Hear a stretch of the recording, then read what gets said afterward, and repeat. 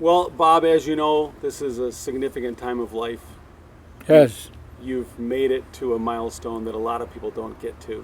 very lucky guy. So congratulations on your 100th birthday. Thank you very much. So even though you've told this story many times to a lot of people who know you, just for what we're doing here today, tell us, I mean, why do you think you've lived to 100? I'm very, very lucky. First of all, inherited really good genes. None of these diseases are on either side of my parents or their family. All hard-working dairy farmers brought up on raw milk. And then I went mother a bunch of wonderful women all my life, very loving, caring, totally devoted.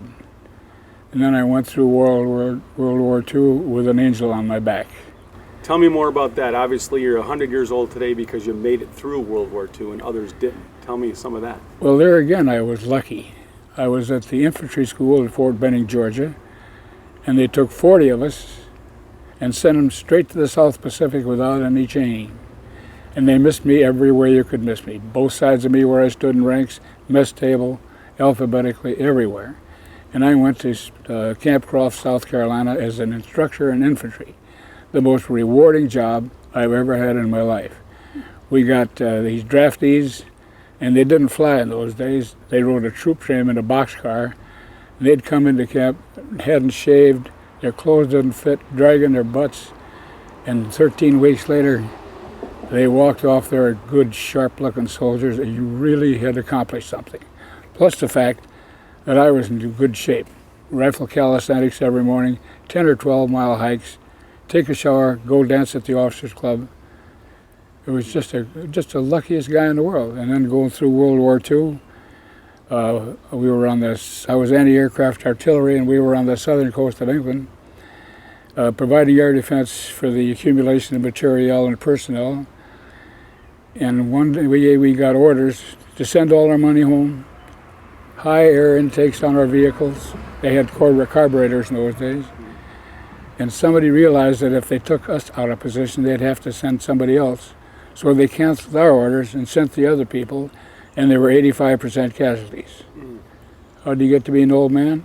There's one prime example.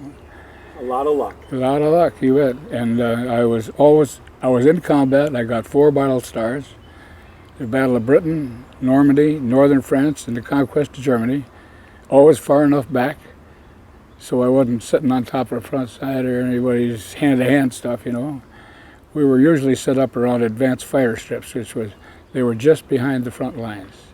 So we could up there and we saw the action and all that kind of stuff, but that was it. And then the war was over, and I was in Gernsheim, Germany. That's where we were, and then we got moved up to Munich to stay there until we were ready to go home. And then they separated us, and depending on how long you had been there and other things like how many children and married. And if I'd had 100 points, I'd have flown home on July 6th. I had 99. So I didn't get home till November 10th. And when I got home, I had another battle star. That would have given me 104. A day late and $1 short. Can you repeat the part about the points? How that point system worked? If you had 100 points, you'd have been flown to Scotland and flown home. And I had 99. So there just wasn't any negotiating that you could do and say, come on, just give me one more point? Larry, I was on my way home. I'm not going to get in cause any trouble or start any arguments. Okay. But there's another little sidelight too.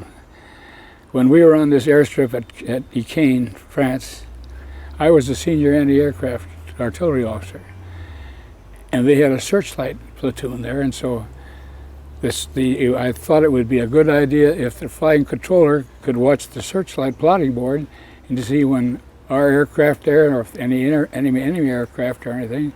So I went to the engineering officer of the Air Force and asked him, could we make up something like that? So he and I sat down too and drawed up this little plan and took it over to the searchlight officer, so he approved it. Yeah, that's okay. I was 3 weeks after the war, I noticed he got the Bronze Star. So you had such a good idea, someone else was They got an award for it. That's right. Well, anyway, I turned my battery over to a lieutenant from Richmond, Virginia. He had 42 points. We get all set to go home, and we go to Ansbach. Everybody's got their bags there, and all of a sudden he comes up. And he and I are going home at the same time. So there's dock strikes and all this kind of stuff. So he said to me one day, "You got orders yet?" I said, "No." He said, "I have. I'm going to Tidworth. We're gone from there, you know." I said, "Yeah." So 5 or 6 days, I get orders, go down to Tidworth. Who do I run into but Lynch? "You're still here?" "Yeah." So I don't know, another week goes by. "You got orders this time?" I said, "No." He says, "I'm getting on a boat tomorrow." "Fine, good luck. I'm not making any, come on." So anyway, maybe a week goes by or something, so I get on. We get on the Queen Mary, 16,800 of us. Oh. There were 58 officers in the stateroom that I was in. So we sail home to Rhode Island. There's some port there anyway. So I think, well, I'll go down to the PX and see what's new. Who do I run into but Lynch? Beat up, beyond recognition. Oh. He was on a little cargo vessel that went through the storm that warped the deck of the Enterprise, the aircraft carrier. Lost everything they had. He looked at me and he said, "You lucky SOB, you came home on the Queen?" I said, "Yes, I did." Walked away. Oh, wow. But then I got home and mustered out at Camp McCoy. And they asked me if I wanted to join the reserves, and they told me about the benefits and everything, and I was already a captain and perfect good health, so if we had another crisis, I'd probably be going, so I'm sure. Well, fortunately, about 3 years later, they come along with a retirement program. In my National Guard service prior to college and all that kind of stuff, I had 12 good years toward the 20. You don't have to be an actuarial genius to figure that one out. So I stayed in the reserves and retired. And after 17 years then, they kicked me out. Because if you were a major, you could only be a major 7 years, and you had to be promoted or dismissed. Okay. So they kicked me out. And I re-enlisted as a staff sergeant, much to everybody's surprise. Same outfit, the only enlisted man. Very miserable guy. They'll do anything for you, Colonel. You got that kind of stuff, you know. Wow. So I stayed there till I got 25 years in. And it's been wonderful, all the benefits and a nice monthly pension. The medical benefits are terrific. Okay, so your service was done, and it was time to have life beyond. Yeah. And is that when you went into the insurance business then? Oh no, I went to work right after I got home. Let's see, I got home in November, and I think I went to work for the Wausau companies in January. Okay. But I stayed in the reserve, yeah. Yeah.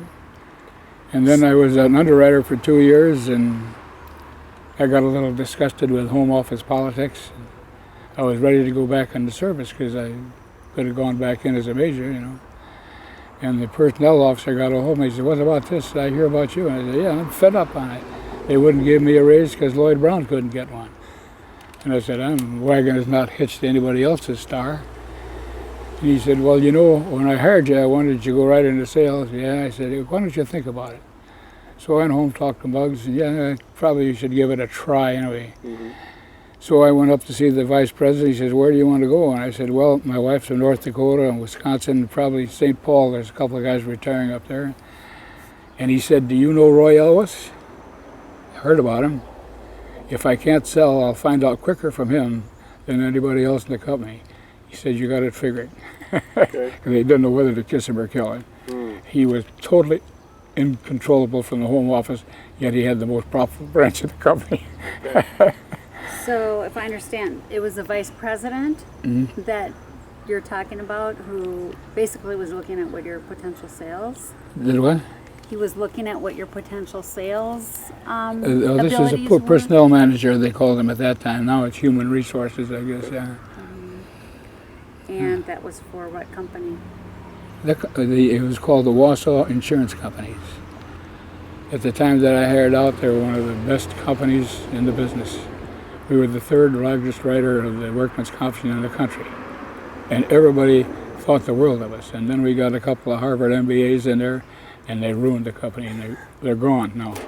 Okay. It's so pathetic to see such a good outfit. So obviously you served your country for many, many years, Yeah. and we want to talk a little bit about your role with Sertoma here today. Okay. As a Sertoman, we know that it stands for service to mankind. Yeah. So tell us again, how did you get to start Sertoma here in St. Cloud? Well, I was living in this house over here, and I was out in the yard one day, and the car drove up, and the guy got out, introduced himself. I was given he got my name from a friend of mine in Rochester because they just chartered a club down there. And I had a guilty conscience because there were a lot of salesmen in St. Cloud, and I thought people that are taking business out of this town ought to be putting something back into it. And so I was going to join the Exchange Club, but they blackballed me twice. And so I was kind of irate about that. Yeah. And the more he talked about Sertoma, the more I thought this was a real good deal. And so I called, I think it was 6 of my friends, and we met out at what was then Swigham's Motel. And 4 of those 6 decided to go along. And we had a couple of guys who didn't mind put the pressure on people. Mm-hmm. L's Electric, for example. He was working for the Smith Distributing, and George Smith, you want to get paid? Join Sertoma. So it turns out Al was the secretary. Okay. And he had the same deal with people. These guys didn't have any question about putting the pressure on people, and I was a traveling salesman, so I had a chance to talk to a lot of people and explain what Sertoma was about. So we chartered September 1st, 1959 with 76 members as a breakfast club. So from the day that the person knocked on your door until September 1st Yeah. of 1959, how much time did it take you and those original guys to get that many members? Well, it took whatever that time amounted to, and we talked to people. And Was that about a year? oh no, it's or from just a couple months. I would say it's probably from July to September. Okay. Yeah. So a guy knocks on your door and says, "We'd like you to start a Sertoma club." You had Yeah. never met him, Nope, just some stranger, that's right. and you say yes.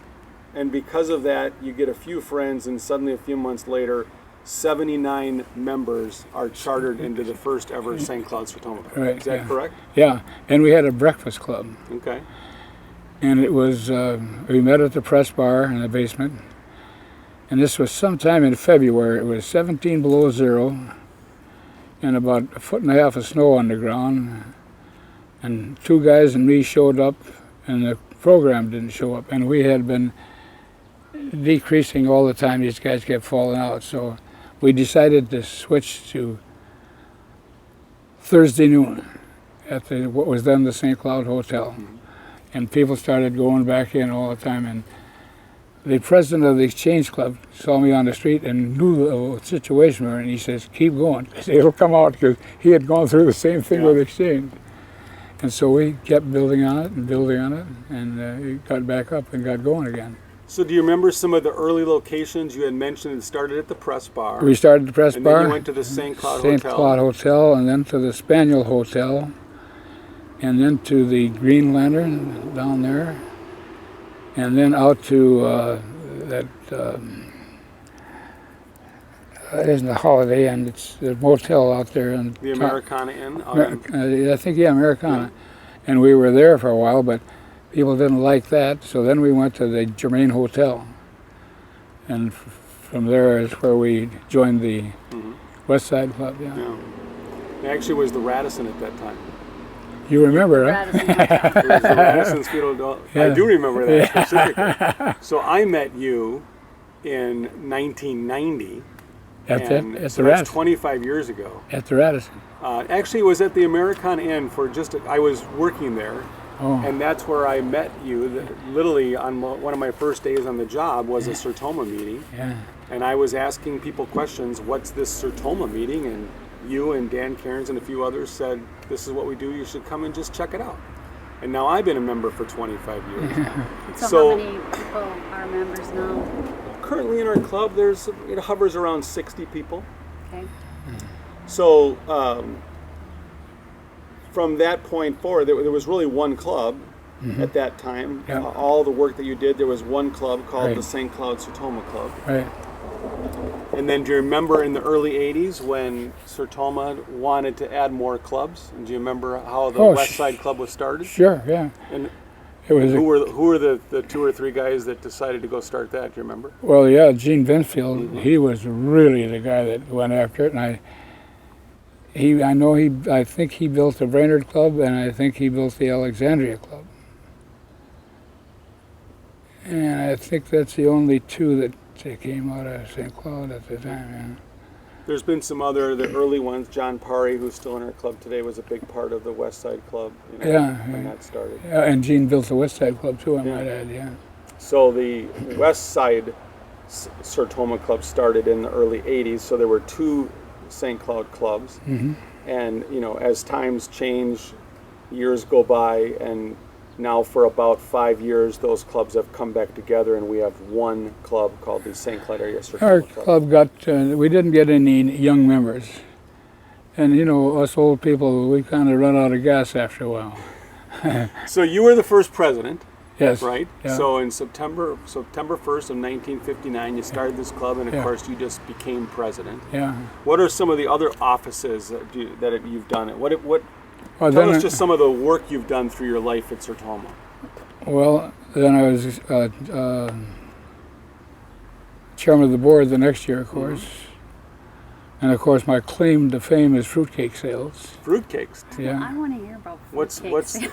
Tell us about the fruitcakes, Bob. Well, I was a traveling salesman, so I could talk to people, you know. And I knew the guys who were civic-minded and who would buy. And there was 3 or 4 guys that would buy a case. And there was one couple that wanted 5 cakes, and they ate them for the whole year. And a lady from Little Falls drove down to buy 2. Wow. I mean, it was a funny thing, you know. You'd get this response, well, I already got a doorstop, you know, and I already got a good anchor for my boat. It holds the boat real good in the waves and the wind and all that kind of stuff. So no, I don't want it. But then I'd keep talking about it because it was a good fruitcake. It really wasn't at the right price.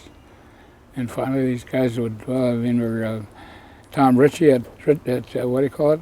He'd put it out for his employees for coffee for all the time.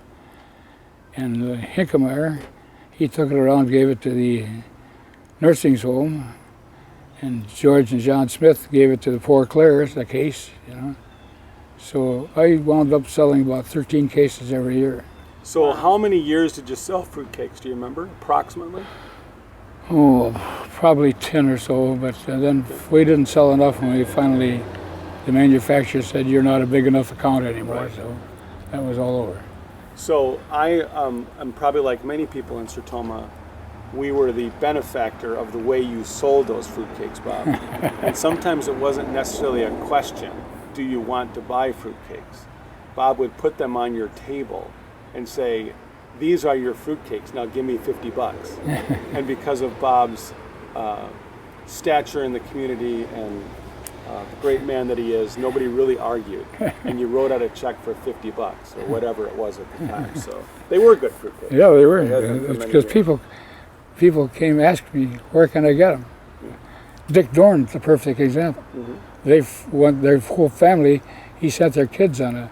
And they finally found somebody where they could get these cakes, yeah. So selling fruitcakes was a way to raise money Yeah. for Sertoma. Yeah. And what were some of your earliest memories of the projects that you helped start or support with that money that you raised for Sertoma? Okay, let me think.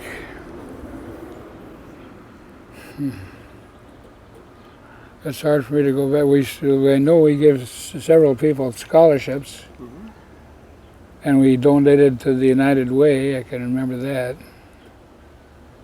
And there were various little projects come along where we would give $500 to, and so that sort of thing. But I can't remember specifically. Was there a connection at that time with the deaf and hard of hearing and Yeah. at that time? Yeah, too? there were kids that would get scholarships. There's some hard of hearing college out east someplace. And we bought hearing aids for people. And for older people, we bought Was this the thing that where they could talk on the telephone, you know, that sort of thing? The TDD type Yeah. things Is that what that before is? they were so Yeah. readily available. Sertoma. Yeah. Sertoma actually, as a club, has purchased a lot of things that actually, through time, now Yeah. have almost been commonplace. But Yeah. early on, they were very expensive, and sometimes it was the only way that a family could communicate. You know, and we did that. Bob was a part of the club back at probably one of the biggest things that Sertoma did. There were 3 different clubs that came together. It was probably $15,000 or $20,000 per club, I think, and that's when we purchased the machinery yeah. for the St. Cloud Hospital to test the hearing of every infant. At the time when you were born, the only way you would be tested is if you had a physical abnormality that was very obvious. Yes, they could And it was a really important thing to all of us in the club to get this done, that every child, when they were born, were going to be tested for hearing loss. Because it's amazing Yeah. what you can do when you know early. Well, not only that, some of these kids, they never found out about it until they were 4th grade and stuff Right. like that. And I wondered why they weren't doing well in school. So Sertoma does some fun things, Oh, right? oh yeah. Can you tell us any of your memories of a fun, just Oh, social night or different well, things that we you've used done? to have a golf tournament, and that got kind of wild. There was a couple of guys got a little too inebriated and took a golf course downtown and got to the fire station, and I guess got turned around and sent back or something like that. Okay. So we had a lot of fun with that. And our picnics were always fun, you know. And I don't think we ever had we had inaugural balls too out at the Yeah. country club. Because I remember when I was supposed to give a speech, and fortunately for the people there, I got my voice wet. I couldn't even whisper. And so I couldn't give the talk, so that was good news for them. So Sertoma, is it good for your family? Your wife's been involved and come to different Yeah, things. that's another thing. We used to have a La Sertoma club, but that La Sertoma was for ladies only, yeah. Because the first time, ladies weren't allowed. And back then too, you could only have 2 people in the same business in your club. And that's why they wouldn't let me in the exchange club. So you broke those rules and said, forget it. Sertoma was going to let anybody. Well, nationwide it became that Right, way, yeah. yeah. We didn't do it specifically, yeah. So there's been different, obviously, members that you've met throughout the years, and sadly many of them have passed away. I'd have to say there's too many, Yeah. yeah. Because I can't, even the obituaries don't interest me anymore. But again, here you've made it all these years in Sertoma. So let's say you said you started it in 1959. Yeah. So the St. Cloud Sertoma Club is now, what, 56 years old? 69, that's 31 and 15, isn't it? 59, 1959 40, 41 and 15. to 2009 would be 50 years. It's 15 now. And it's 15 now. Yeah, so it's 15. We've all been retired from math too long. Okay, let's So get we this can figure straight. that out. It was September of 1959 is when the club started, and we can do the math of when it finished. 2000. So in that time, hundreds and hundreds and hundreds of people have been involved in Sertoma. Not Yeah. that they all are today. Yeah. Some have passed. Any particular member that you Oh, have a fond... Ernie McMahon. Ernie McMahon. Craziest guy in the world. Wonderful guy. But if you can get him to say no, you got him. Because he was doing auditing work for Al Sanger. And Al said, you want to join Sertoma Club? We meet every... No way, I'm not going to be tied to going to lunch with anybody any Thursday. Well, he said, you want to get paid? You'll get credit slips for your dues. He joined the club. He was the next president after me. He became district governor. Same way with golf. No, I'm not going to chase that pill all over a cow pasture. He had a Packard golf cart. He played golf every day. Great guy. Once he'd get him to say no, all you had to do was be a little persistent. Then he'd be the greatest member in the world. So you had mentioned earlier that young people don't get involved as much, but we've got some young people now, that are coming into the club. Yeah. Any advice that you can give that generation of why a service club is important? Well, you should make a contribution to your community. That's why I felt I had a guilty conscience. Perfectly healthy guy taking money out of the community, and your company should get back something in it. So I had the company join the Chamber of Commerce. I convinced them to do that, make a contribution to the United Way. And they saw their name other places that they didn't know, like it went on funeral flowers on my expense report and stuff like that. Maybe I shouldn't confess that. Huh? Yeah, it is important. And now, you know, in our club today, you are obviously our oldest member at age 100, and I believe we have Kelly, who is 25, maybe. Something like that. Yeah. You know, something like that. So 25 years? yeah, 25 years old. Yeah. Years old, not 25 years okay. in the club. So the So the span- age spread, you know, we have this 75-year age spread, but yet, you know, Bob can sit down next to any 25-year-old or 30-year-old or 50-year-old or 70-year-old. We're all just Sertoma members trying to do something good. Well, they're still active. See, Yeah. we got back there. We got there so long ago. These guys they weren't active at all. We had a inaugural luncheon one time, and 12 guys showed up for the new president. There's something wrong with this picture. And it was just the fact they've been around too long. So you've been a mentor to many people, Bob, just by saying yes in 1959. Well, I never considered myself a mentor, but if they happened to I do something right and they saw it. Yeah. But clearly it is something that anytime I bring a guest to our club, I do want to make sure that they meet you, Well, as I that's did nice. today with That's Luke. nice. You're a fine man and a great friend, and I'm so glad that I have met you. Thank my wife. She trained me. Okay. Anything else that you want to say about Sertoma or service to your community at all? Well, one of the things that convinced me to join was that this is a social club, but it had to have a fundraiser and it had to have a project.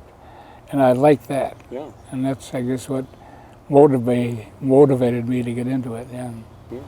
Because, you know, you're a part of even that fundraising today, and yet we're just one club, but we raise over $20,000 a year, Yeah. you know, to Okay. do things. So Yeah. with different service things that we have. So there's a Sertoma golf outing coming up in a couple of weeks. Yeah. You're going to be playing in Oh, that, yeah, Bob? sure. Yeah. I can't play 18 holes anymore, but I can play in a scramble. And of course, when you're past 95, you can play off the front tees. So every once in a while, I get to use my tee shot. You know? So because it's a scramble format, will Yeah. you be along for all 18 holes? Oh or- yeah, but Okay. I may sit out one, or somebody else gets a good drive and stuff like that. Yeah. I may sit out a hole or two. Yeah, Okay. but they accept that, and I have a good time. So that's an annual event? That is an Yeah. annual event. It's a fundraiser. Our big fundraiser. It raised $12,000 last year, was $12,000 it raises in that day. What do you call it? it? Well, it'd be the Fun- the fundraiser. Sertoma, the annual Golf Sertoma fundraiser, which is It's for the people of Paraguay. people of Paraguay are kind of part of it in a sense because we give half of the money we raise directly to them. So last year was a $6,000 check that went to the organization People of Paraguay, and then the other $6,000 is put into our sponsorship fund, and we use it for other requests that come in, like Camp Sertoma is our big one now, where that's a camp that any deaf child or hard of hearing child in the country can go to for free, because there's clubs like the one that Bob started here that raise all this money to pay for that camp for those kids. Is that Camp Confidence or? Yep, it's up in Brainerd, and Yeah. so Camp Sertoma, in a sense, rents space from Camp Confidence a couple weeks a year. And then the Sertomans go up and help and cook and kind of run the camp for that time period. And how many do you send every year, or approximately? Our club, I think our club does 6. I think we do about $3,000 of scholarships to the club. Maybe I think the cost of camp has gone up a little bit, so instead of 6 when it was $500, I think we still give $3,000 or $4,000 a year. And going back, why does the club give money for Paraguay? What specific? One of the interest? members' wives is involved very, very seriously and has convinced the club to do this. And she goes down there and helps these people. Mike Bitson it's his wife, and we could confirm this for the story, but basically organizations can write a letter of request to Sertoma for money, for a grant.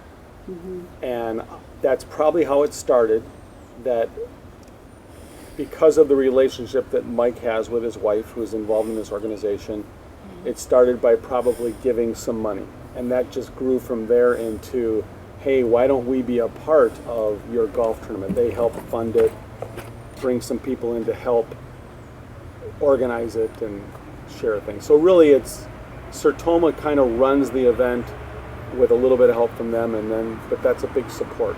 We just help their cause. Financial backing for whatever the efforts are. It's a deal that we do that 50% of all of the money raised goes to that organization.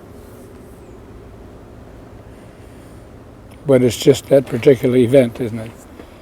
Correct. 50% of that event, Yeah. not 50% of all of our fundraising, just that one event. So, Bob, what has been, and maybe you don't know off the top of your head, but what has been your favorite activity in terms of fundraising or giving back to the The community? St. Cloud Country Club. I've been Any event at the St. Cloud Country Club. Well, I've been so active in that thing all the way now. They called me a member emeritus, no dues, no minimum.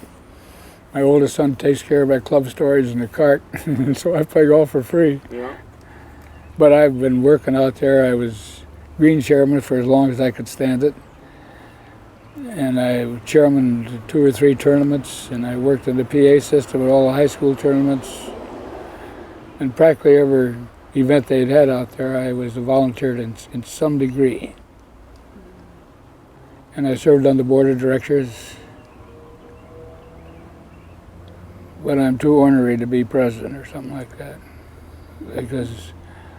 And there have been several instances when they get going offline on what they're talking about and what our motive is. And I make a statement like, are we going to sit here and BS all night, or are we going to get something done? That isn't too diplomatic, but it gets the job done. But it's stuff like that that keeps me from doing something, being president or something like that. But I served on a lot of committees and all that kind of stuff. And so you still play a lot today, don't you? Oh, I just play 9 holes twice a week, sometimes 3 times. This weekend I played 2 days in a row and I'm still suffering. I'm just lucky to be able to play. And I don't abide by the rules and stuff like that either. I won a season-long match play tournament one year. And that is something. That match play, well, you had a taste Last of night it. I was in a match. Yeah, you have a taste of it. Yeah. And we used to go all year long with that, league play and everything. And these psychological moves. Hey, you're only 1 over par, you know that? Yeah. You got to know how to play the mind game when you're playing golf. Well, what do you do with your hand when you get back here? All kinds of stuff like that. But I got used to it pretty quick. You can laugh at it and shed it, you know. But it takes a while. Bob minimizes this, but he's a very good golfer. I had to wait until Bob was 100 years old before I could beat him. Earlier this year, I played 9 holes with him and my 20-year-old son, and my 20-year-old son is still amazed that Bob can just drive the ball so well right down the middle of the fairway every time. And I can't hit it hard enough to spin it. So what do you attribute to, I know you talked about how you grew up on a dairy farm, is that what you had mentioned? Yeah. And how many years did you live there? 16. Okay. And so are there values that you learned on that dairy farm, or things that you feel bet. carried over You to bet. what you're doing? And what are they? Get the job done. when you have to milk cows and feed cattle and livestock, and you're downtown having fun, and it's 4:15, you're done. You go take care of the livestock. Yeah.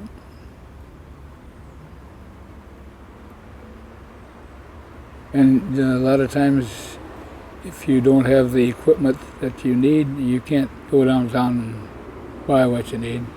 You have to improvise. So learn to improvise. Yeah, right. You get the job done with whatever's available. Yeah. So, And I worked hard too. And just sometimes you'd work 16 hours a day. And we had horses and no tractors. Tractors were just coming into play when I was there. And then we lost the farm in the Great Depression, moved to town. That's one of my favorite stories too. How did you get in the military? I was in the Boy Scouts, and I had a job at the A&P store handling eggs for 10 cents an hour. And an opening came in the National Guard, and I got the call at the Baptist Church. I ran all the way to the Armory because you got 95 cents for 2 hours on Monday night. Big dough, huh? That's right. pay was better. Oh, yeah. And I finally found I liked it because I was an only child, and a good person. And we all the kids, and we had to cancel a basketball game one time because most of the basketball squad was in the National Guard, and he had been called out on a milk strike. How much did you say the eggs were that you were selling? You were getting paid 10 cents an hour for candling them, yeah. Because these farmers would come in, it's a small town. They'd come in with big cases of eggs, and you had to cancel them. Every once in a while, you'd find one that started to have a baby chick in it. Yeah. And that's where I ended my life of crime, too. I stole a package of cigarettes and got fired. That was the end of your 10 cents an hour days? Oh, yeah. I got, and the package, you think cigarettes cost an hour? I worked an hour and a half to get a cigarette. They were 15 cents a carton. Not a carton, a package. That's right. About an hour and a half. So what is a pack of cigarettes today? $8 an hour? Oh, about $5-6 back. Okay. That's just less than an hour's work. Less than an hour's work. Yeah. Good. Yeah, that was a different world altogether. Prohibition was in effect, the moonshine going around, So in your 100 years of life, Bob, what's the biggest surprise that you've encountered? Or the biggest surprise, I guess, women in the business world. Because when I was growing up, there wasn't any such thing. Once in a while a secretary, but most of the women were home moms, managing the house, being good cooks. And they didn't have all kinds of activities and bridge clubs and all that kind of stuff. That's a big change in our whole way of life now. I don't know of anything else. Of course, what do you think was, if you had to pick one invention, something that was invented in your lifetime, what's the greatest invention? Boy, I'd have to run that one by me a little bit. There have been a lot of them in 100 years. Yeah, I know it. The greatest advance, I think, has been in automobile tires, because you had flat tires all the time back in 1930. Demountable rims were a big thing. Okay. But now they run 70, 80,000 miles, and cars in general. Yeah. There's been a big improvement there. I don't know. I asked this same question once to a man I ran into. It was a friend of my grandfather's. And at the time I asked this question, my grandfather was, I think, 90, and this gentleman was about 92. And I asked him what the greatest invention was that he's ever seen in his life. And at the time I'm asking him this question, I had a cell phone in my hand. And I thought he was going to say something like computers or cell phones. The greatest invention that ever happened in his life was gravel roads.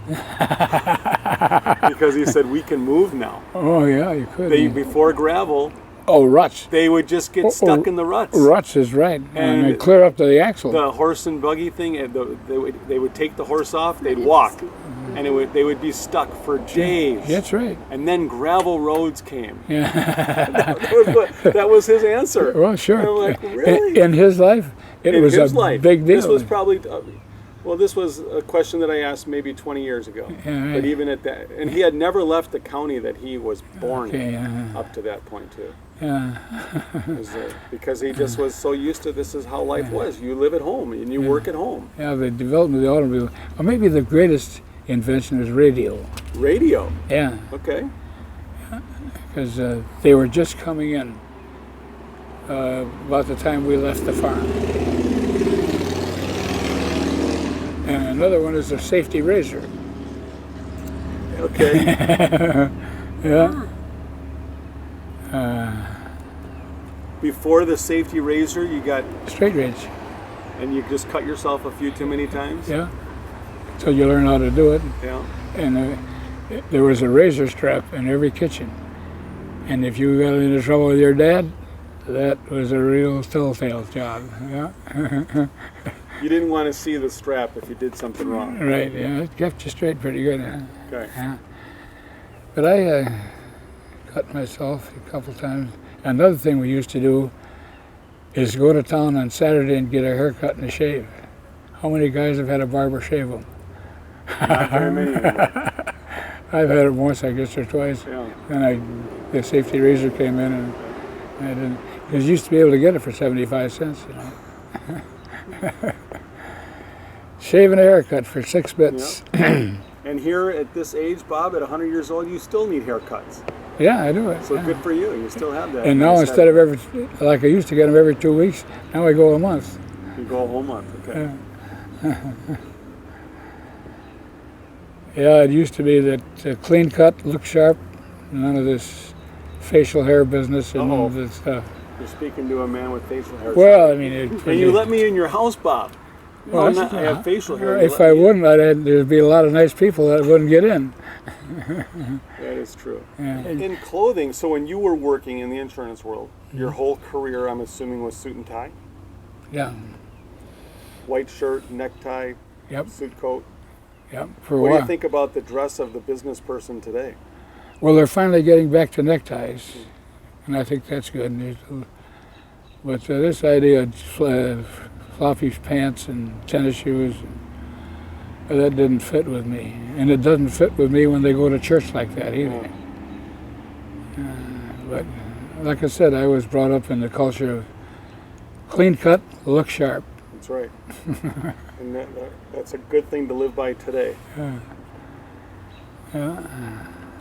Anything else, Gay? How did you meet your wife? You had this big World War II history, and I was trying to figure Okay. out how did she fit in there? I was a senior at the University of Wisconsin. It was Easter of 1941, like it was yesterday. And I was home from Madison. Her cousin, who was a good friend of mine, was home from Marquette. And there was a couple other college kids home, and we all went out to the Chatterbox, which was at the Dobbin Hotels in Wawega, and they had a nice dance floor and jukebox in the basement. And so we were dancing. All of a sudden, it was near the last dance. I haven't danced with Bill's cousin. Wow. She was just like a feather in your arms. She could really dance. And then that went by, and then we went back to school, and she had nurses training in Marshfield with St. Joseph's Hospital, which is kind of the Mayo Clinic of northern Wisconsin. And she interned at a TB stand in Milwaukee, and then got a job in Madison General. And I was going with a girl in Chicago at the time. And I had her up there for a homecoming, and my roommate had Marguerite. Well, my dad told me a long time ago, one of the first things is you start with go with the girl, plan to marry her, and the minute you decide you don't want to, bust it off. You may hurt somebody's feelings, but you're doing her a favor, as well as keeping yourself from getting trapped. Mm-hmm. So I finally got south side of Chicago, I don't know, I decided. And so I'm sitting there, and I thought, I'll give Marguerite a ring. So I did, and from that time on, she This was probably the after Christmas of 1941. And my orders to active duty were January 29th of 1942. And I think we either talked on the phone or dated every other night at least. And then we corresponded all the time. I was in the infantry school, and I got back to Camp Croft, South Carolina. And she came down to visit me, and 6 months later we were married. And 11 months later I left for overseas, and she was pregnant. And she wrote me every day for almost 2 years. Devotion beyond your imagination. And she was also pregnant. And people would say, some did, aren't you sorry now that you're pregnant? What if you don't come home? I'll always have something to remember. And she's been that devoted all our lives. So what was your wedding day? What date? March 13th, 1943. Okay. So that's 72 years? Yes. Yep. 72 years. Congratulations. Thank you. Yeah. I'm all excited because this is my 25th wedding anniversary coming up, and that's just Yeah. Well, she's got a long way to go. She's a very tolerant lady. Oh, yeah. She put up with me, and I'm not too easy because I'm a spoiled kid. You know, I'm an only child. And I bowled and played golf, and she worked the house, and she was every part of her of being a wife. She was top notch. She could do church that would make a Chinaman envious, and she did 25 or so a week. The 3 boys and me, you know. Everybody had, and the kids in school would comment to my sons, "Boy, you got nice looking shirts," and she did. Yeah. Back to that look good statement you just Yeah, made. right. Look sharp, clean cut. Yeah. 3 boys and 1 daughter. Yes. Okay. Yeah. And my daughter was a twin, and the other baby died at about 3 months and was all encapsulated and everything. And the doctor delivered Mary, and whoops, there's something else here. So we had this identical twin. Yeah. I don't know if I'd had 2 like her, whether I could handle them or not.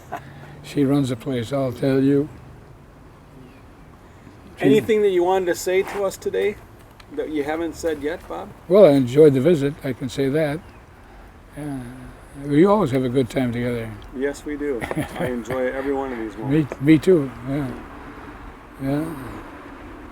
I was honored when the day you called me a friend because you said, well, everyone in my generation has passed away and the generation after that has, so I'm down to you now. Something like that. That's right, I think I'm 2 decades or something like that. I'm a few generations away, but proud to be his friend. I don't, like I tell you, I don't find anybody in obituaries, you know. We used to look at births and then marriage certificates and all that kind of stuff, and of course then we had friends in the obituaries all the time. I saw Gloria Laughlin the other day. She was 102. Yeah. Boy, she was a brilliant lady. Phi Beta Kappa at Minnesota. Ooh. So is your arm warmed up for tonight, the big first pitch? I don't know what's going to happen. I tried to throw yesterday in the backyard, and every ball I threw. I couldn't release the ball. I'd throw it right into the dirt there. After about 10 minutes, I finally figured out I'd get way out here in the end of my fingers. Then I could probably keep it in the air for a while. Well, there sure have been lots of people throwing out first pitches that haven't been able to throw it either. So I'm sure you'll do great. It's a beautiful night for baseball. I hope I don't have to throw it 60 feet. That's all. That won't happen. I'm sure you'll get a little advantage. I think maybe 30 I could make. I did it out here at 20, all right, but I think I got a little more left. Well, again, Bob, I'm just so proud to be your friend. It's been great being a part of Don't be Sertoma with proud. you. Don't be proud. I am proud. No, I want you to be grateful. Okay, I'm grateful too. I'm grateful too. Proud always bothers me because it's haughty and arrogant. Okay. It's part of it, you know. And Good answer. I'm grateful to be your friend. And that's better. Yeah. I look forward to our visits every week at Sertoma. Yeah. This is a picture of me making a ceremonial first drive at the Tee It Up for the Troops fundraiser out at the Country Club last year. They had a World War II guy make that drive, and fortunately I hit it pretty good.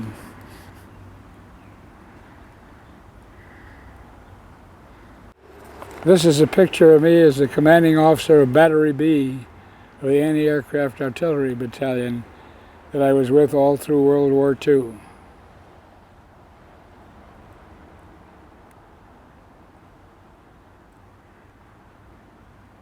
This is a picture of me still in the States at World War II.